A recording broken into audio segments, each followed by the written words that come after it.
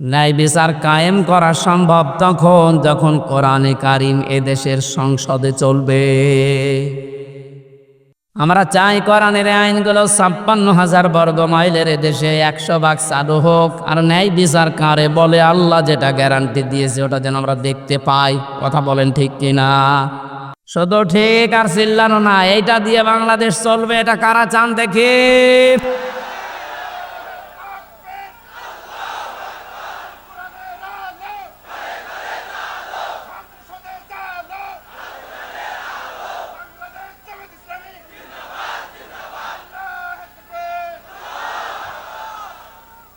মান ক্বালা বিহি সাদাকা, যারা কোরআন দিয়ে কথা বলে এরা সত্য কথা বলে। আমান হাকামা বিহি আদালা, কোরআন দিয়ে যারা বিচার করে নবীজি বলেন এরাই ন্যায় বিচার কায়েম করতে পারে। ৫৩ বছর কোরআনে কারিমের বিচার এদেশে এখনো পর্যন্ত আমরা দেখিনি। এই জন্য ন্যায় বিচার শুধু নামে শুনেছি, পাইনি। বিশেষ করে এই ১৬ বছরে কত মানুষ আমাদের সামনে এ বক্তব্য বহুবার দিয়েছে যে আমরা ন্যায় বিচার কায়েম করতে পেরেছি। এটা ডাহা মিথ্যা কথা। ন্যায় বিচার কায়েম করা সম্ভব তখন যখন কোরআনে কারিম এদেশের সংসদে চলবে। আর এটা তো সারাবে ধীরেন্দ্রনাথ দত্ত, এরকম মানুষ জীবনেও কোরআনে কারিমকে ওই জায়গায় নিতে চাইবে না। তার প্রমাণ সরঞ্জিন সেনগুপ্ত। এলাকা সংসদেই বলেছিল কোরআনের আইন এটা বর্বর আইন। কোন আয়াতের প্রেক্ষিতে? সূরা মায়েদার ৩৮ নম্বর আয়াত যখন সংসদে কে যেন বলেছিল, ওই সময় দেখলাম রিয়েক্ট করেছে, আস-সারিকু ওয়াস-সারিকাতু ফাকতাউ আইদিয়াহুমা জাযাআম বিমা কাসাবা নাকালাম মিনাল্লাহ। ইলা আখিরি আয়াত। আল্লাহ পাক বলেন চোর পুরুষ হোক আর নারী হোক, সাক্ষ্য প্রমাণে যদি ধরা পড়ে তাহলে তার হাত কেটে দাও, এটা দুনিয়ার শাস্তি। এই লোকটা এই আয়াতকে বড় বড় আইন বলেছিল, কারণ হচ্ছে তার ওই যে কালো বিড়াল পাবার পরও বলেছিল না হবে না, প্রমাণ করার জন্যে ও তদন্ত কমিটি গঠন করেন। প্রমাণ হয়েছে হাতে নাতে ধরা পড়ার পরেও আবার কিসের দুর্নীতি দমন কমিশনের হাতে দেওয়া লাগবে, কিসের তদন্ত কমিটি গঠন করা লাগবে। ও জেনেছিল যে না, এ আইন যদি বাংলার সংসদে একবার কায়েম হয়ে যায় আমি গুপ্তর হাত থাকবে না। এজন্য গুপ্ত মার্কা যারা, তারা কোনোদিন চাইনি এ দেশে কোরআনের এই আইনটা সংসদে যাক। এটাকে বর্বর আইন বলে তারা, যাদের হাত থাকার কথা না। কথা বলেন না কেন? এই জন্য যতদিন পর্যন্ত কোরআনে কারিমের এই নিয়ম নীতিগুলো সংসদে নিয়ে যেতে না পারবেন ততদিন শুধু ন্যায় বিচার মুখে শুনবেন, বাস্তবে পাবেন না। দল মত জাতি বর্ণ ধর্ম নির্বিশেষে কোরআন শুনতে যারা এসেছেন, এটা এখন ইবাদত চলছে। এটা কি বলেন তো? ইবাদতে তো একটু কথা বলা যায়। নামাজ একটা ইবাদত না? বলেন না কেন? এই ফ্যান কয়েকটা আছে, গুনে নেওয়া যায়। নামাজের ভেতরে দিকে দিকে তাকানো যায়। নামাজ যেমন ইবাদত মনে করছেন, এখানে ১ ঘন্টা ব্যয় করা এটা পুরাটা ইবাদত। কথা বুঝতেছেন? এই ইবাদতটা আমরা অনেকে বুঝি না। এখানে যে ইবাদত চলছে এটা মানেন তো? হ্যাঁ মানেন আপনারা? ইবাদত যেভাবে করা লাগে কষ্ট হলেও ওইভাবে থাকবেন। দাঁড়িয়ে আছেন থাকেন, বসে আছেন ওখানে বসেন ১ ঘন্টা। আমরা কোরআনে কারিমের আপনি লিখে দিলেন তাফসিরুল কোরআন মাহফিল, তাফসির আকারে কথা বলার চেষ্টা চালাবো ইনশাআল্লাহ। যিনি আমাদেরকে এই দিনের বেলায় হাজারো কাজ ছিল সব বাদ দিয়ে কোরআনে কারিম বোঝার জন্য সময় বের করে দিলেন, আলহামদুলিল্লাহ। তিরমিজি শরীফের হাদিস, নবীজি বলেন মসজিদে নববীতে প্রবেশ করে দেখি বামে কিছু মানুষ আল্লাহর জিকির করছে, ডান দিকে তাকালাম দেখলাম কিছু মানুষ আল্লাহর কোরআনে কারিম নিয়ে আলোচনা করছে। নবীজি বললেন ২টা দল ভালো কাজে আছে। তবে সবচাইতে উত্তম কাজে আছে আল্লাহর কাছে তারা যারা কোরআনে কারিম নিয়ে ব্যস্ত আছে। এ মুহূর্তে আমার মালিক আমাকে নির্দেশ দিয়েছেন আমি যেন কোরআনে কারিমের এই জায়গায় শ্রোতা হিসাবে বসে তাদের আলোচনায় লিপ্ত হই। কুষ্টিয়াবাসী, আপনি খেয়াল করলেন কি বললাম? মুহাম্মাদুর রাসূলুল্লাহ সাল্লাল্লাহু আলাইহি ওয়াসাল্লাম উনি যদি এখন জীবিত থাকতেন আর এই কুষ্টিয়ার এই জেলার উপর দিয়ে হেঁটে যেতেন, এ বাঁশগ্রাম কলেজ ময়দানে কোরআনের আলোচনায় তিনিও শ্রোতা হয়ে আমাদের সাথে বসে পড়তেন। এটা হামজার কারণে, আবুল হাসেমের কারণে, কিসের কারণে বলেন তো? কোরআনের কারণে। যে জায়গায় নবী বসতেন ওই জায়গায় আমি আপনি এখন বসে আছি। কত দামি জায়গা এটা! আর একবার বলেন আলহামদুলিল্লাহ। আল্লাহ রাব্বুল আলামিন বলেন লাইন শাকারতুম লাযিদান্নাকুম ওয়া লাইন কাফারতুম ইন্না আযাবি লাশাদীদ। আমি গতানুগতিক কথা বলি কম, যেটা বলছি বাস্তবের সাথে মিলাবে।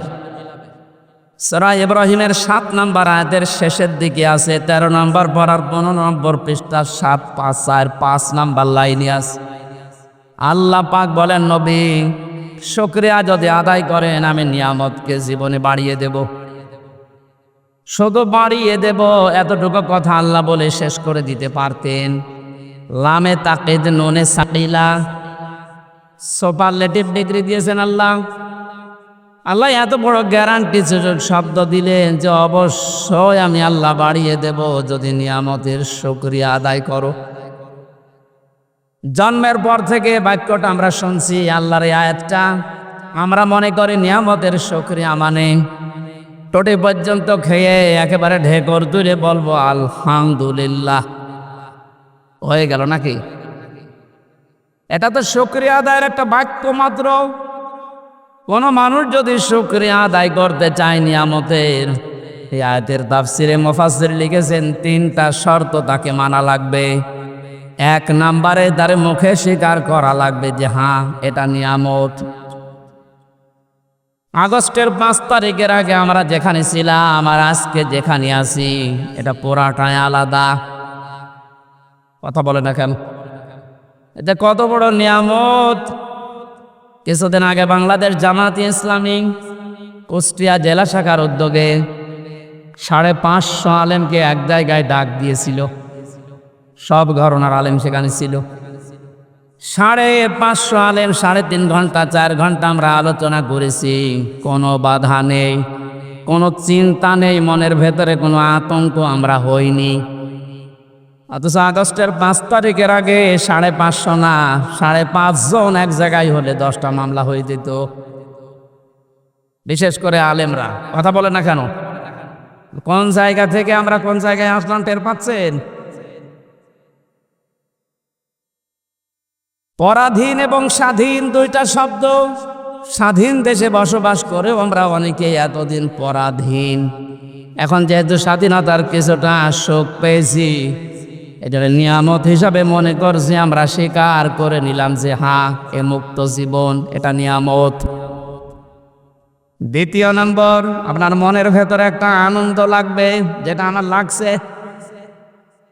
কিন্তু এদেশে সবার এই আনন্দ লাগছে না। 100 জনের 80 জন মানুষ আমরা এখন আনন্দিত, খালি 20 জন মানুষ বসে আপা ঘাবড়াবেন না। 20 জনের অবস্থা এরকম, আপা ঘাবড়াবেন না। আপনি ঘাবড়ালে আমরা নরম হয়ে যাই। এর সংখ্যা কয়জন? মাত্র 20 জন। আমরা 80 জন কিন্তু এখন খুশি, আনন্দে আছি। মনের ভেতরে একটা অজানা সুখ আমাদের ভেতরে দোল দিচ্ছে। এই আয়াতের তাফসিরে মুফাসসির আরেকটা তথ্য দিয়েছে, মানুষ যখন খুশি হয় তখন তার বাম স্তনের 2 আঙ্গুল নিচে একটা গোস্তের টুকরা আছে, যেটা আমরা কলব বলে জানি।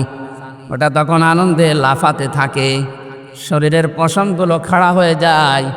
আল্লাহ পাক বলেন আমার সালাম নামের খাতিরে তাদের ভেতরে একটা শান্তির বাতাস আমি বইয়ে দেই। জোরে বলেন আলহামদুলিল্লাহ। আমি আমার ইমান থেকে বলছি এটা আমি পেয়েছি, সুতরাং 2 নাম্বার শর্ত হয়ে গেছে পূরণ। 3 নাম্বারটা কি? যে জন্যে নিয়ামতটা পেয়েছি ওই কাজটা ওই জায়গায় পৌঁছিয়ে দেওয়া লাগবে। বৈষম্য বিরোধী ছাত্র আন্দোলন আপনি লিখে দিয়েছেন পোস্টারের উপরে, শহীদদের আত্মার মাগফেরাত কামনায় আয়োজন। ওরা যে 9টা দাবি নিয়ে 1000-এর উপরে দেশে জীবন দিয়ে গেল, যে উদ্দেশ্য নিয়ে জীবন দিয়েছে ওই উদ্দেশ্যকে পূর্ণতায় পৌঁছাতে হলে আল্লাহর এই কালাম লাগবে। মান ক্বালা বিহি সাদাকা, যারা কোরআন দিয়ে কথা বলে এরা সত্য কথা বলে। আমান হাকামা বিহি আদালা, কোরআন দিয়ে যারা বিচার করে নবীজি বলেন এরাই ন্যায় বিচার কায়েম করতে পারে। 53 বছর কোরআনে কারিমের বিচার এদেশে এখনো পর্যন্ত আমরা দেখিনি। এই জন্য ন্যায় বিচার শুধু নামে শুনেছি, পাইনি। বিশেষ করে এই 16 বছরে কত মানুষ আমাদের সামনে এ বক্তব্য বহুবার দিয়েছে যে আমরা ন্যায় বিচার কায়েম করতে পেরেছি। এটা ডাহা মিথ্যা কথা। ন্যায় বিচার কায়েম করা সম্ভব তখন যখন কোরআনে কারিম এদেশের সংসদে চলবে। আর এটা তো সারাবে ধীরেন্দ্রনাথ দত্ত, এরকম মানুষ জীবনেও কোরআনে কারিমকে ওই জায়গায় নিতে চাইবে না। তার প্রমাণ সরঞ্জিন সেনগুপ্ত। এই লোকটা সংসদেই বলেছিল কোরআনের আইন এটা বর্বর আইন।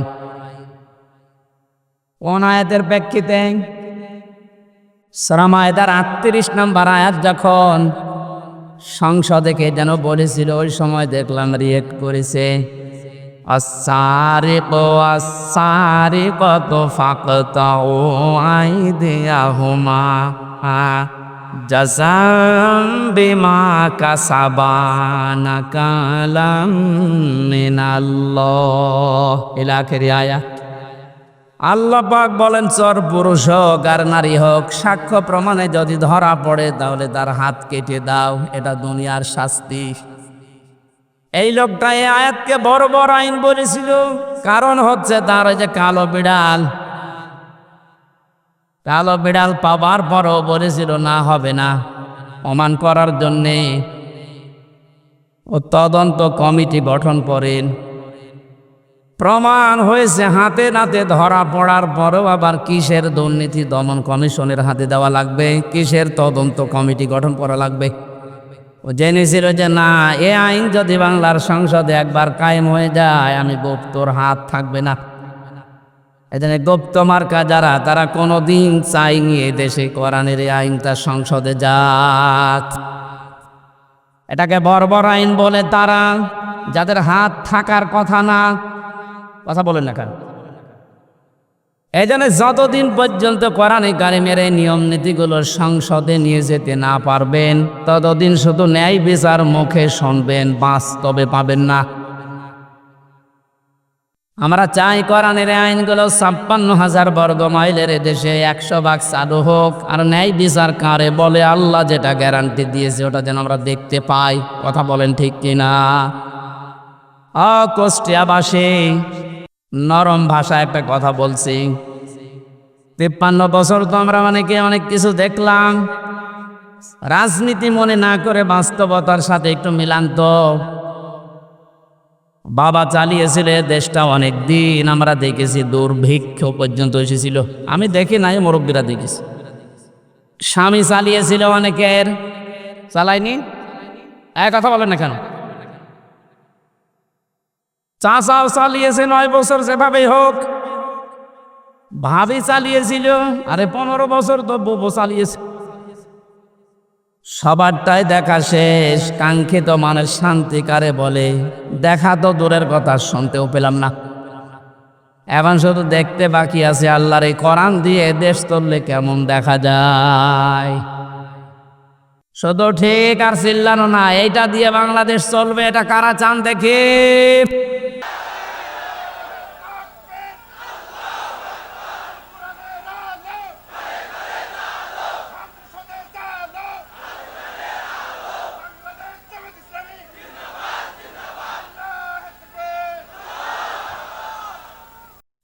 আলহামদুলিল্লাহ। এই কথা যারা এই সামিয়ানার নিচে বললেন, কথা ঠিক থাকবে তো, নাকি বিড়ি পেলে আবার উল্টিয়ে যাবেন? না। মানিত্তাবা আল হুদা বিগাইরিল কোরআন আদাল্লাহুল্লাহ, তিরমিজি শরীফের হাদিস।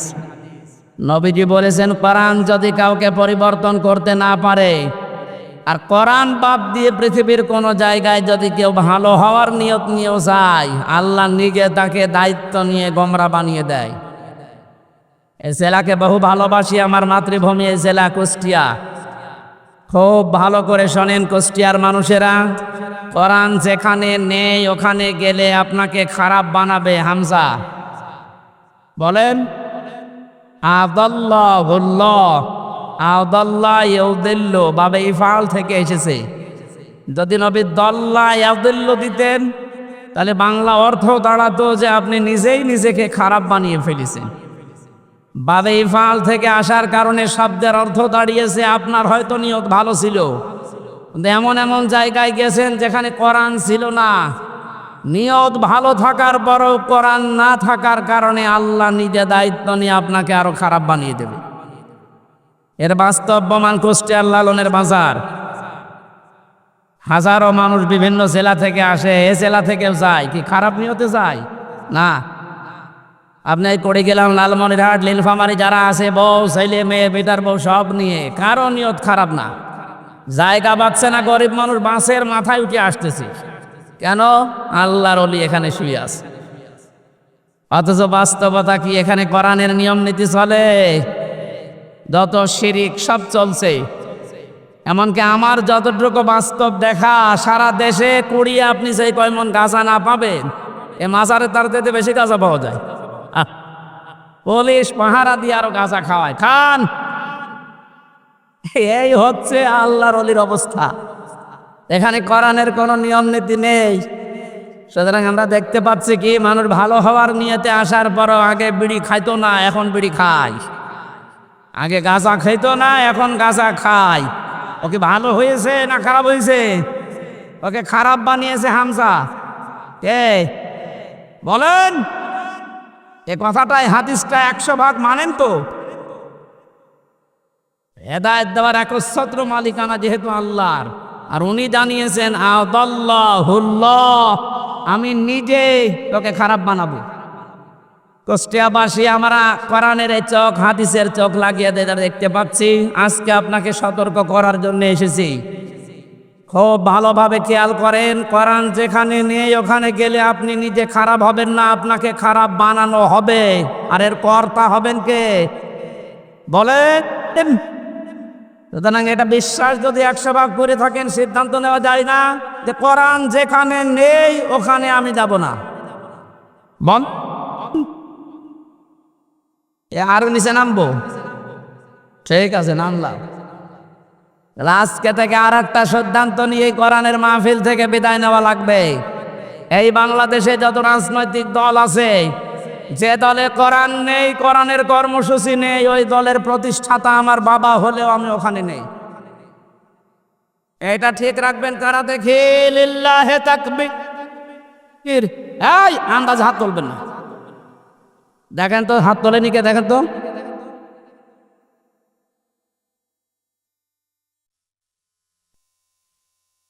হ্যাঁ ঠিক আছে, যাক, ওয়াজ তো হয়ে গেছে, এবার মোনাজাত করে দিই। আর কি ওয়াজ করবো? এর উপরে আর কোনো ওয়াজ আছে? এইটা যদি আমার মনে হয়, কালকে আমি চুয়াডাঙ্গায় ছিলাম শহরের পাশে, ওদের মনে হয় NSI রিপোর্ট দিয়েছে যে 5 লাখ মানুষ ছিল। এত মানুষ হয়েছে, আমার জীবনে আমি অত মানুষ দেখি না এক জায়গায়। কালকে ওই জায়গায় যে হাত তুলেছে, আমার মনে হয় ওই মানুষগুলো যদি আগামী সময়ে এই কথাটা ঠিক রাখে যে যেখানে কোরআন নেই সেখানে আমি নেই, তাহলে এই দেশে আমার মনে হয় কয়েকটা দল বাদ দিয়ে বাকিগুলো সব আউট হয়ে যাওয়ার কথা। এই 5 লাখ মানুষ কালকে হাত তুলেছে, এর ভেতরে অন্তত যদি 1.5 লাখও ঠিক রাখে, তাও তো ওই আসনটা অন্তত কোরআনের হাতে চলে যায়। 1.5 লাখও ঠিক রাখবে না, দেখবেন বিড়ি আর বাকি জিনিস সব আল্লাহ রাস্তায় চলে গেছে। তা আমরা কুষ্টিয়ার মানুষ, আমরা চুয়াডাঙ্গা না, আমরা চরিত্র অত ঝামেলা নেই। আমরা ইনশাল্লাহ ঠিক রাখবো? বলে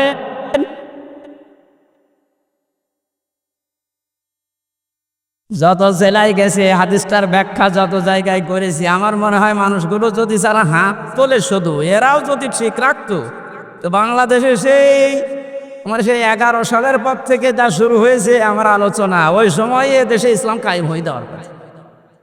কোরআন নেই, আমি সেখানে নেই, তাহলে কোনো দল টিকবে? আগে দেখবেন যে কোরআনের কর্মসূচি এই দলের ভেতরে আছে কিনা। অনেক দলের ভেতরে আমরা কোরআন দেখতে পাই, কিন্তু কোরআনের আয়াত পড়ে চলে যায় বাইপাস কাটিয়ে অন্যদিকে। বিভিন্ন দরবার কেন্দ্রিক যে আলোচনাগুলো আমরা দেখি, আয়াত পড়ে ঠিক, কানে হাত দিয়ে সুর করে তেলাওয়াত করছে কুল হু আল্লাহু আহাদ। তাফসীর মাহফিলে, ওয়াজ মাহফিলে ইসালে সাহাবে আয়াতটা পড়ে, কারণ জানে যে আয়াত পড়লে তিনবার পড়লে এই সূরাটা এক খতম কোরআন শরীফ পড়ার সওয়াব হয়, এই নিয়তেই পড়ে। পড়ার পরে বাস্তবতা দেখি, হে নবী আপনি বলেন আল্লাহ এক। এবার আস্তে করে কাটসাট করে চলে যাচ্ছে উনি কুষ্টিয়ার বাইপাস দিয়ে। এবার বলে নবী কোন নবী? নিজেই বলে নবী ফাতেমার বাবা। এ ফাতেমাকে হোসাইনের মা। হোসাইন মানে আমার সাথে যে হুজুরটা থাকে ওইটা, হযরতে হাসান হোসাইনের মা। এ হোসাইনের মা অনেকেই করেছিলেন, হোসাইন শাহাদত বরণ করেছিলেন কারবালায়। এবার আপনাদেরকে আমি কারবালার ঘটনা শোনাবো মাত্র 2 ঘন্টা। আয়াত পড়েছিল কি? কুল হু আল্লাহু আহাদ, আর তাফসীর হচ্ছে কারবালার। তাও তো কারবালার যে 27টা শিক্ষা আছে ওইগুলো যদি সামনে নিয়ে আসে তাও তো মানায়। এমন এমন কথা হুসাইনের নামে চালিয়ে দেয়, হাসানের নামে, যেগুলো কোরআন হাদিসের বাস্তবতা ইতিহাসে কিচ্ছু নেই, ও ভণ্ডরা সব বানায়। আর আমরা গ্রাম্য মানুষ বিভিন্ন জায়গায় বসে বসে শুনি আর বলি যে হ্যাঁ ওয়াজ হচ্ছে, এই তো ওয়াজ হচ্ছে। এই জন্য কোরআনে কারীম কথা বলে ঠিক, কিন্তু কোরআন থেকে যে কথা আল্লাহ জানাতে চেয়েছেন কুল হু আল্লাহু আহাদ দিয়ে তার ওয়াহাদানিয়তের কথা, তার একাত্মবাদের কথা, এই কথাগুলোর যদি আহাদুন শব্দের, ইলাহুন শব্দের ব্যাখ্যা আমরা জনগণকে সঠিকভাবে শোনাতে পারতাম, এদেশের মানুষ আমার মনে হয় অনেকে পরিবর্তনের চেষ্টা করত। কালকে 2 জন যারা মুসলমান হয়েছে চুয়াডাঙ্গায়, অশিক্ষিত মানুষ না, 2 জনে শিক্ষিত। ওখানে আমার শব্দের ব্যাখ্যা ছিল ইলাহ শব্দের সাইয়্যিদ আবুল আলা মওদুদী রহমতুল্লাহ আলাইহের, ওনার একটা লিখিত বইয়ের উপরে কালকে আলোচনা ছিল আমার। উনি ইলাহ শব্দের ব্যাখ্যা যেভাবে করেছিলেন, ওই শব্দের অর্থগুলো বাস্তবের সাথে যখন মিলিয়েছি, ওটা একটা হিন্দু, তাও কট্টর হিন্দু, খুব যত্ন সহকারে পূজা করে। আমাদের মুসলিমদের ভেতরে প্র্যাকটিসিং মুসলিম যেমন খুব বেশি অ্যাক্টিভ ভাবে যারা ইসলাম মানে, এই রকম লোক একটা। কথা শেষ করার পরে আমি জিজ্ঞাসাও করেছিলাম যে কি আপনি মুসলমান হয়ে গেলেন কেন? আপনি যেভাবে বুঝিয়েছেন আমি এতদিন পর্যন্ত ভাবি নাই, কারণ আমরা এইভাবে পড়াশোনা করার সুযোগ পাই নাই। আমাদের যে ধর্ম, ওই ধর্মে আমাদের কিতাবগুলো আমাদের পণ্ডিতরা ছাড়া, ধর্মের গুরু ছাড়া আমাদের পড়তে দেয় না। ইলা শব্দের যে অসারতার ব্যাখ্যা দিয়েছিলেন যে পৃথিবীর বহু ইলা আছে, আন্দাজে ইলা দাবি করে থাকে, ওদের কোনো কর্মক্ষমতা বাস্তবতা কিচ্ছু নেই। শেষ পর্যন্ত আমার বিবেকে নাড়া দিয়েছে, এই সত্যকে সত্য না মেনে মারা গেলে আমি নিজেকে ক্ষমা করতে পারবো না। দেন আপনি আমার ইসলামে দীক্ষিত করে দেন, জোরে বলেন সুবহানাল্লাহ। এই জন্য আমরা কোরআনে কারীম যেখানে নেই, আজকে থেকে আপনি সিদ্ধান্ত যখন নিয়েই ফেলেছেন যে অন্য কোনো জায়গায় আর যাবেন না, আজকের এই মাহফিল আমার মনে হয় যদি ঠিক রাখতে পারেন হাতটা, এই আলোচনা, এই আয়োজন সাকসেস। জোরে বলেন সুবহানাল্লাহ। পাঠ করে আজকের তেলাওয়াতকৃত আয়াত, যদিও এটা একটা সম্ভাবনার বাস্তবতা নিয়ে সামনে আল্লাহ আয়াতটা নাযিল করেছিলেন। সূরা কাসাসের 85, 84, 83, 84 এই আয়াতগুলো। এখানে আল্লাহ রাব্বুল আলামিন কিছু মানুষকে পরকালের যে ঘর আছে, যে বিশাল জীবন আমাদের সামনে পড়ে আছে আমাদের চোখ বন্ধ হওয়ার পর, এখানে মানুষের জন্য আল্লাহ যে ঘর তৈরি করবেন, কাদেরকে এই ঘরগুলো আল্লাহ দেবেন তার বর্ণনা আল্লাহ দিয়েছেন এই আয়াতে। আমরা যেহেতু শুধু দুনিয়াদার না, আমাদের সামনে আরেকটা জগৎ আছে, এটা আমাদের বিশ্বাসে আছে না নেই? কুল্লু নাফসিন যায়িকাতুল মাউত ওয়া ইন্নামা তুওয়াফাউনা উজুরাকুম ইয়াওমাল কিয়ামাহ ফামান যুহজিহা আনিন নার ওয়া উদখিলাল জান্নাতা ফাকাদ ফাজ ওয়া মাল হায়াতুদ দুনিয়া ইল্লা মাতাউল গুরুর। কুষ্টিয়াবাসী, সূরা আলে ইমরানের 85 নম্বর 185 নম্বর আয়াতটার দিকে তাকান। আল্লাহ পাক বলেন, পৃথিবীর যা সৃষ্টি করেছি, জীবন যারে দিয়েছি তারে মরণ দেবই। সবাইকে একদিন মারা লাগবে। মারা যাওয়ার পরে দুনিয়ার জীবনে যে যা করেছে তার পারিশ্রমিক উজরত পুরস্কার আমি পরিপূর্ণ করে দেব। আমার তো মনে হয় একজন মানুষ যারা আল্লাহর প্রতি, পরকালের প্রতি বিশ্বাস হালকা পাতলা আছে, এই মানুষের জীবনে আয়াতের দ্বারাই পরিবর্তন হয়ে যাওয়া সম্ভব। যে আমি যত কিছুই করি, তাল বাহানা চাই করি, আমার কিন্তু মরা লাগবে, এ বিশ্বাস মানুষের ভেতরে 100 ভাগ তৈরি হলে ওর জীবন পরিচ্ছন্ন হতে আস্তে আস্তে সম্ভব। কারণ যে যা করছে এটা কিন্তু বাদ যাবে না। ফামান ইয়ামাল মিসকালা যাররাতিন খায়রান ইয়ারা ওয়া মান ইয়ামাল মিসকালা যাররাতিন শাররান ইয়ারা। কোন মানুষ যদি যাররা পরিমাণও ভালো মন্দ কাজ করে দুনিয়ায়, কিয়ামতের দিন সে পাবে কি পাবে? এর আগে যত তাফসীর আমি দেখেছি, পুরাতন ওল্ড তাফসীর, মুফাসসিরিন গ্রামে ইয়ারা শব্দের ব্যাখ্যায় দিয়েছেন যে কিয়ামতের দিন আপনাকে দেওয়া হবে, এতটুকুই শেষ। আধুনিক তাফসীর যারা বের করছেন, দেওয়া হবে এখানে লেখা নেই। ইয়ারা মানে চোখ দিয়ে দেখা। দুনিয়াতে আপনি ভালো মন্দ যাই করেন না কেন, যতটুকু করেন, কিয়ামতের ময়দানে ওইটা আপনাকে ভিডিও ক্লিপ আকারে আল্লাহ দেখাবে। জোরে বলেন আল্লাহু আকবার। এটা যদি 100 ভাগ কেউ বিশ্বাস করে, সে নিজের স্ত্রী বাদ দিয়ে কোনোদিন হোটেলে রাত কাটাবে? এদেশে কাটাচ্ছে না? কথা বলেন না কেন? 5 তারিখের পর থেকে আজকে এই 9 তারিখ, এই কয়েকদিনের ভেতরে আপনি দেখেছেন কি অবস্থা। যত যত বড় বড় মহারথী দেখতাম, ওদের চরিত্র দিয়ে এত নিচে নামতে পারে আমার বিশ্বাস ছিল না। বিশেষ করে দরবেশ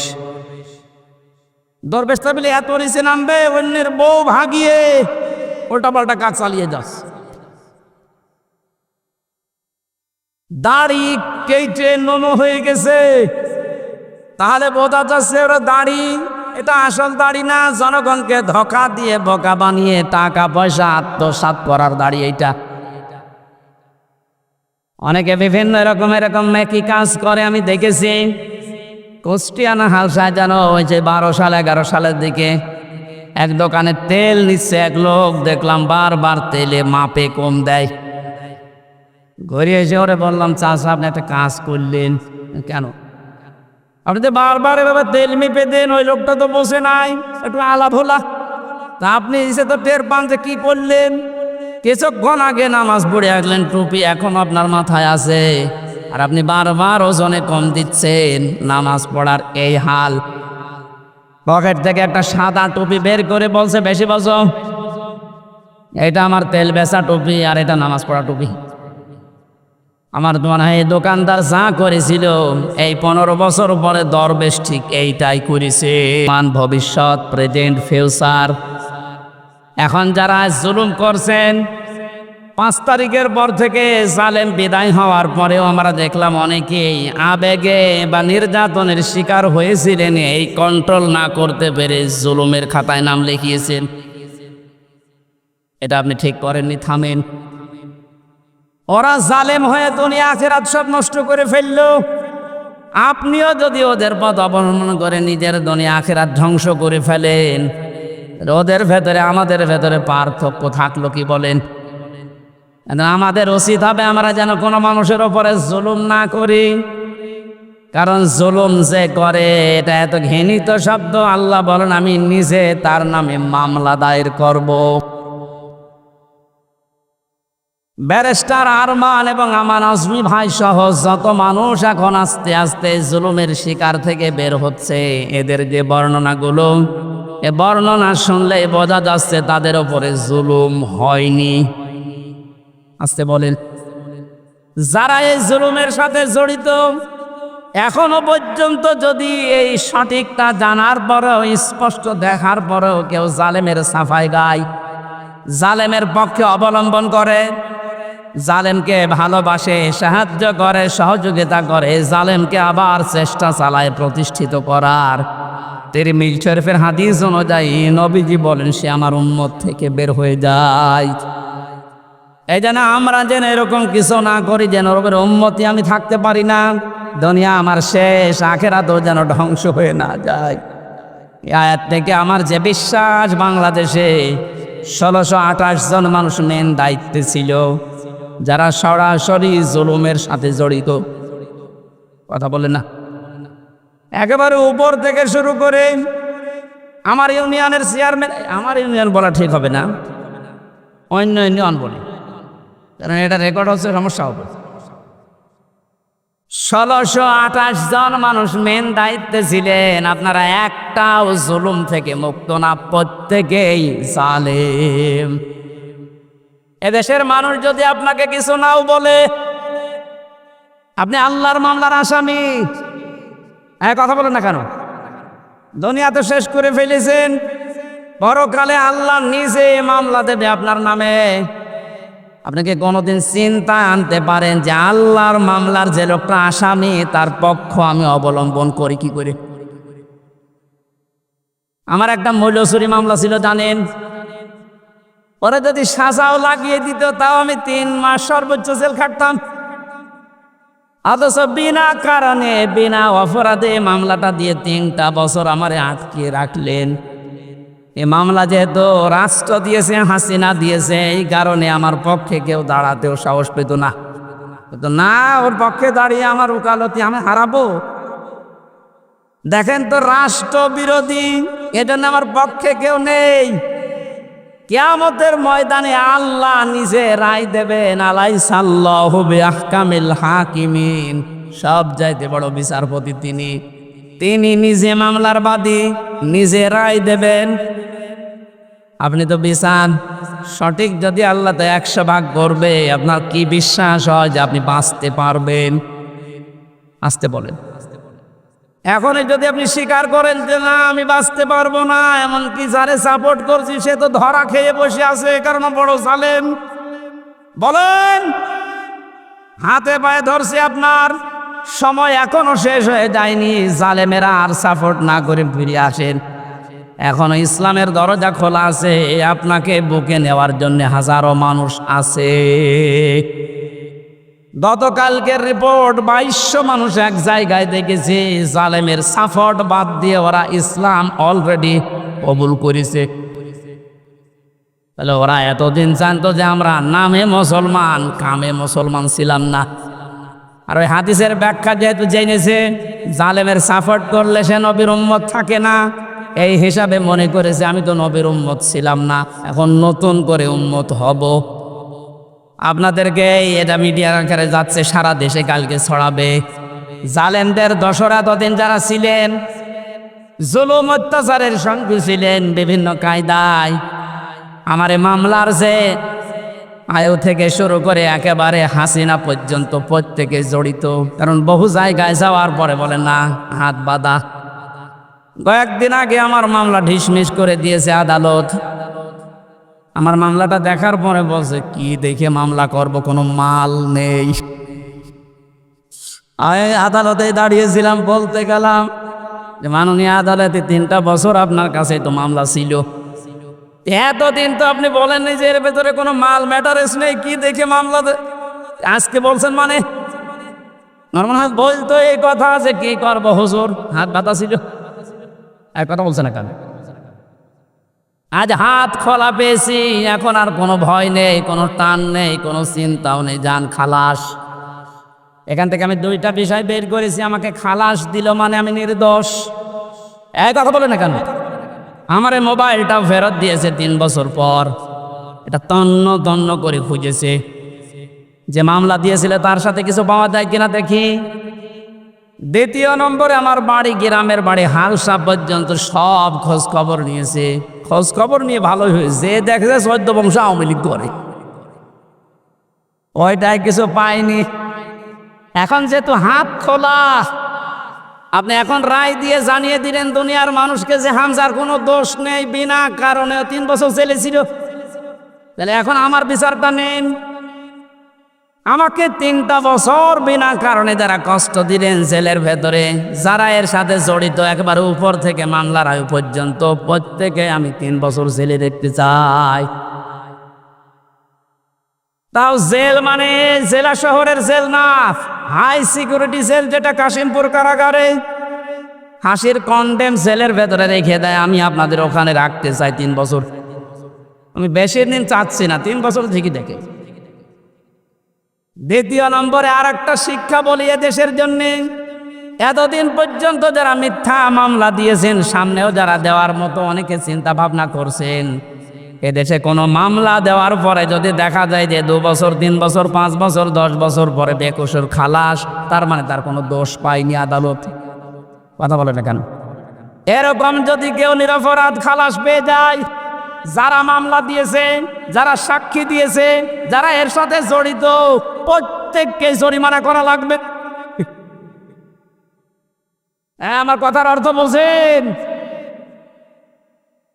আপনি বিনা কারণে কাজ করবেন কোন কারণে? মামলার বাদী যেহেতু রাষ্ট্র ছিল, এই জন্য কেউ পক্ষেও দাঁড়ায় না, রায় তো দূরের কথা। আল্লাহ নিজে মামলার বাদী, নিজে রায় দেবেন, নিজে বিচারপতি। বলেন এবার আপনার অবস্থা কি হবে? জিনিসের তাদের জন্য জান্নাতে আল্লাহ ঘর বানাবে না, ওদের আখিরাতের ঘর শেষ। অলা ফাসাদা, যারা বিশৃঙ্খলা তৈরি করার জন্য এখনো বিভিন্ন ইস্যু তৈরি করছেন সামনে, বাস্তবে আমরা যেটা দেখতে পাচ্ছি, সংখ্যালঘু দিয়ে ওরা চেষ্টা চালিয়েছিল, পারে নাই, হালে পানি নাইনি। কারণ বাংলাদেশ জামাত ইসলামীর শ্রদ্ধাভাজন আমির ডক্টর শফিকুর রহমান ঘোষণা দিয়ে দিয়েছে, এদেশে সংখ্যালঘু সংখ্যাগুরু বলে কিছু নেই। বলেন 96% মুসলমান আমরা, তাতে কি হয়েছে? আমির হামজা আমার কাছে যেমন, ওই ননী গোপালও আমার কাছে ওই রকম, কোনো পার্থক্য নাই দুইজনের। সুতরাং এই কু তৈরি করে ওরা যখন পারে না, তখন চালিয়েছিল প্রধান বিচারপতিকে দিয়ে একটা তোড়জোড় তৈরি করে এ দেশকে অস্থিতিশীল করার জন্য, কিন্তু পারে না। এরপরে লাগিয়েছে আনসার। কিসের আনসার? পুলিশ ছাড়া যদি 1 মাস 5 দিন চলতে পারে দেশ, আনসার ছাড়া চলবে একা। কোনো দরকার নেই, যারা দায়িত্বে আছেন বাহিনীকে বিলুপ্ত করে দিন। 42,000 লোক নিয়োগ হয়েছে বাহিনীতে এই কয় বছরে, তার 35,000 হচ্ছে গোপালগঞ্জে। আর এই 63 জেলার লোক, আমরা কি ঘাস কাটছি? কত বড় বৈষম্য চিন্তা করেন তো। যদি ভাগ ভাগ করে না হয়, তাও তো এই জেলা থেকে 1000 পড়বে, 800-900 পড়বে, তাও পড়ে না। একজনে এই জেলা থেকে হবে না, সব গোপালগঞ্জে। মনে হচ্ছে যত আল্লাহর ওলি সব ওই জায়গায় জন্মেছে। এদেরকে যখন পারে নাই, তখন ডাক্তারদেরকে লাগিয়েছে। ডাক্তাররাও বলছে না, আমাদের দরকার নেই, আমাদের যা আছে ভালো আছে। এরপরে লাগিয়েছে, এখন সামনে শুনছি এই গার্মেন্টস কর্মীদের লাগাবে। আমার মনে হয় ওদের যা চরিত্র, এই 16 বছরে আমি দেখেছি, ওরা কিছুদিন পর গোয়ালন্দ ঘাটের এই মহিলাদের লাগাবে। আমিরা জামাত সেদিন কুষ্টিয়ায় এসে বলে না যে আমরা কিন্তু সতর্ক আছি, ঘুমিয়ে পড়ি নাই। সুতরাং যত বিশৃঙ্খলা, যত অরাজকতা তৈরি করবেন, এদেশের জনগণ সব রুখে দেওয়ার জন্য প্রস্তুত আছে ইনশাআল্লাহ। এজন্য ষড়যন্ত্র থামান। দুনিয়া তো ধ্বংস করে ফেলেছেনি, তিলকা দারুল আখিরাত, আখিরাতের ঘরটা নষ্ট করেন না। ওয়ালা ফাসাদা, দুনিয়ায় যারা বিশৃঙ্খলা তৈরি করার চেষ্টা করে, দেশটা তো ঠিক আস্তে আস্তে দাঁড়িয়ে যাচ্ছে, সময় দেন না কেন? আপনি নিজেকেও ধ্বংস করছেন, দেশটাও ধ্বংসের ভেতরে ফেলার জন্য আপনি বিশৃঙ্খলা তৈরি করার চেষ্টা চালাচ্ছেন। আল্লাহ আপনাকে যেন বাঁচান। না, হেদায়েত দেওয়ার মালিক আল্লাহ। আমরা দোয়া করতে পারি, দোয়া করছি, চেষ্টা চালাচ্ছি, আপনি যেন ফিরে আসেন, কারণ বহু জালেম অলরেডি ফিরে এসেছে, জালেমের দোসররা এখনো আস্তে আস্তে ফিরে আসার চিন্তা দেখছি নিচ্ছে। অরাইতান নাসা ইয়াদখুলুনা ফি দীনিল্লাহি আফওয়াজা, আল্লাহর সাহায্য যখন আসবে, বিজয় তখন আসবে। আমরা বিজয়ের প্রথম ধাপ দেখতে পাচ্ছি, দলে দলে পালে পালে মানুষ আজ ইসলামে আসতেছে। জোরে বলেন আল্লাহু আকবার। এ দ্বারা অব্যাহত থাকুক, কিছুদিন পরে দেখবেন এ দেশে 100 ভাগের 51 ভাগ মানুষ যদি চায় যে রাষ্ট্র এই কোরআন দিয়ে চলুক, কোনো মহারতে আর বাধা দিয়ে ঠেকাতে পারবে না। আমরা ওইটাই দেখতে চাচ্ছি সামনে। কথা বলেন ঠিক কিনা?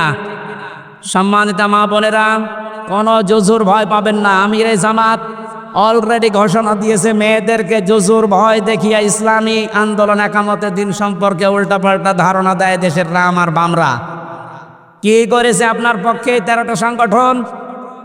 নারী পক্ষ, নারী স্বাধীনতা আন্দোলন, নারী বিপ্লব পরিষদ, নারী মুক্তি পরিষদ, কত নাম দেখেন তো। কোন নারীর গ্যারান্টি আছে দেশে? ইসলামের হাতে দিয়ে দেখেন, আপনি গ্যারান্টি পাবেন ইনশাআল্লাহ। বলেন ইনশাআল্লাহ।